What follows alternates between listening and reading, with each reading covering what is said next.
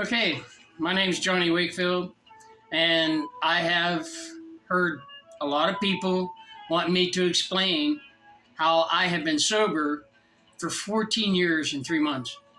As of July 24th in 2008, I was put in jail for a year.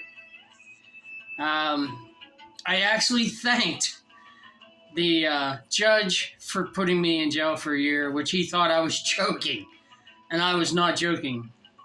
I was actually kind of happy because I was living in the back of my truck. My alcoholism was pretty strong. I was drinking a case a day, every day, religiously. And when I wasn't getting drunk enough, then I was going to the bars and drinking Long Island iced teas. A left-handed screwdriver, which is that much vodka, this much orange juice. I laugh and giggle about it because it's not actually funny. An addiction is something that's pretty strong. And the ability to get over the addiction the way that I have, a lot of people, they don't want to hear how I got over my addictions or how I became sober, but it was a story I heard. And they all say that you're going to hear your story at some time. And the story I heard, I was sitting in jail for over 3 months, and I was a worker pod, and I went out and I started scrubbing floors, I cleaned the windows, because I was supposed to be in work release, but the week before I went into work release, I lost my job because I was drunk. That's not funny. I know it's not funny. But I kind of have to laugh things off because it makes me feel better inside about all the bad things I did. What happened is I went to an AA meeting, and I wasn't going to AA meetings just to get out of the pod, as a lot of other people do, because they just get a break. They need to get out of that unit, and they get to sit in a classroom and socialize. And I've been to a lot of AA meetings, I've been to a lot of NA meetings and stuff. But the man that was there that day, can't really recall his name. I'm very bad at names. But they introduced the speaker, and the speaker stood back and he leaned against the board, and he didn't say the chant as he called it at one time when I was talking to him. He didn't say any of the AA things, all 12 of the steps or nothing like that. He didn't say, God grant me the serenity to... He didn't do any of that, which kind of caught me off guard. And when he stood up and he looked at everybody in the room and he says, the way that I got sober, a lot of people are not going to want to listen to. And it's the same way that I became sober.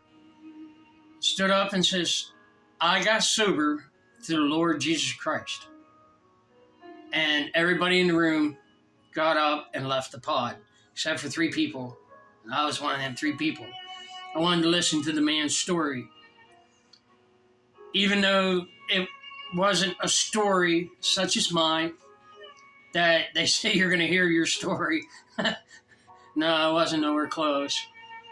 But the fact of him just using Jesus Christ to keep him sober and to do everything that he needed to do to stay sober kind of touched my heart. And the only thing that my father ever gave me, tattooed him on my arm, was a Bible. And he gave it to me because he wasn't allowed into jail. I guess they were afraid that he was going to pass some stuff off, because my dad was a preacher in the jail that I went to. And for me to be in there, he wasn't allowed. So the only thing he gave me was a Bible. And after leaving that meeting, and I went back over to my pod, and I grabbed the only thing that my dad gave me, and I got down on my knees, and I leaned on that bed. And I opened it up, and the big biker guy that was with me, helped me do exercises in there. He was a pretty nice guy. He looked over at me and he says, "That's not going to help you." And I said, "We'll see about that." So I got down on my knees and I met with everything in my heart and everything in my soul. And I looked down at that thing. I've never read it. I don't know.